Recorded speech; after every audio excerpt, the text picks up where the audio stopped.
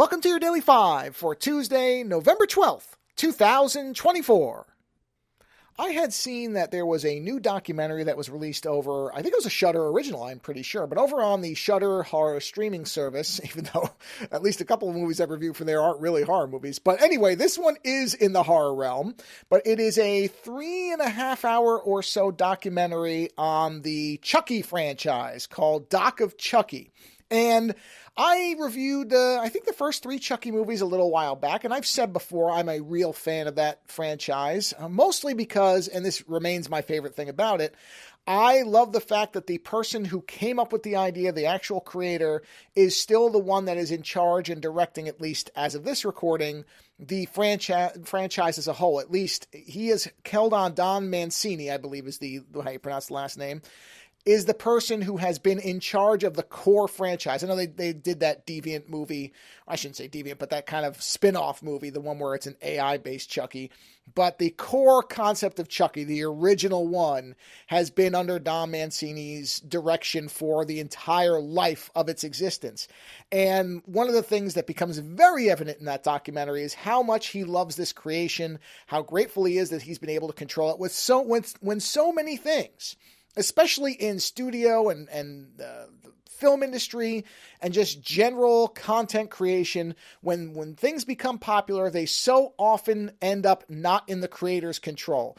And there are so many examples of that you can find them in 2 seconds, where somebody created something, did something really memorable with it, and then it was taken away, or they lost it or sold it off, and then it just went down the drain afterwards. And so far, I mean, this could always change, but so far, the Chucky series has managed to stay popular.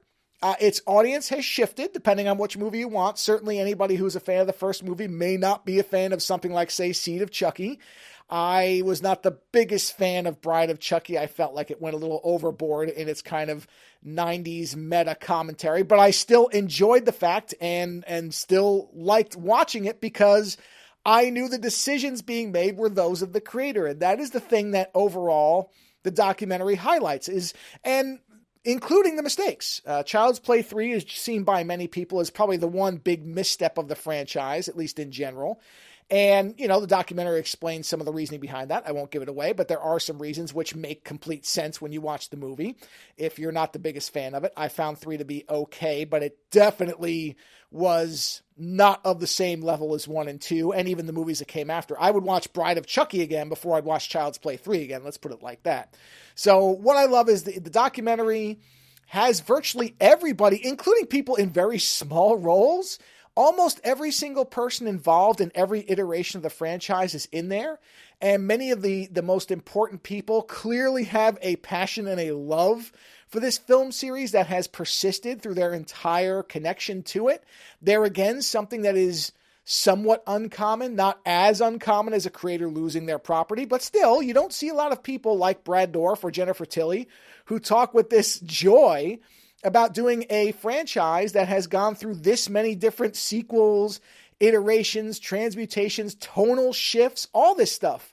And they still talk about it with a glee and an excitement and a love for it that is, I think, pretty rare. And that's just, again, one of the things that the documentary highlights that I enjoy the most is how many people genuinely love this franchise and working on this franchise. So I would recommend it to anybody who's even a casual horror fan, but even if you don't like the Chucky movies, or, well, I shouldn't say if you really don't like the Chucky movies, I guess there's no point in watching it because it's going to be 3.5 hours on something you don't like. But even if you're not the biggest fan, I wouldn't call myself a super fan of the Chucky stuff. I generally would really say I like the first 2 movies and the TV series, which unfortunately has been canceled. The other ones, if I never watch them again, I won't mind it that much. I've rewatched the first 2 a number of times, but even I found that there was a lot to enjoy about it. And especially if you're somebody who likes to see a creator who gets to hang on to their work and have a good time with it, then I think you'd still get something out of it. So as far as I know, it's only on Shudder. I don't even know if you can rent it anywhere else. I don't think you can yet. Probably at some point you'll be able to. But again, it is called Doc of Chucky. I think it came out this year because I'm pretty sure it said 2024 on it. But it's really well done. Really well done, especially if you're a fan of the Chucky films, or again, if you just like to see a group of people who've enjoyed working on the same thing for a long time. So anyway, I had a blast with it. Later.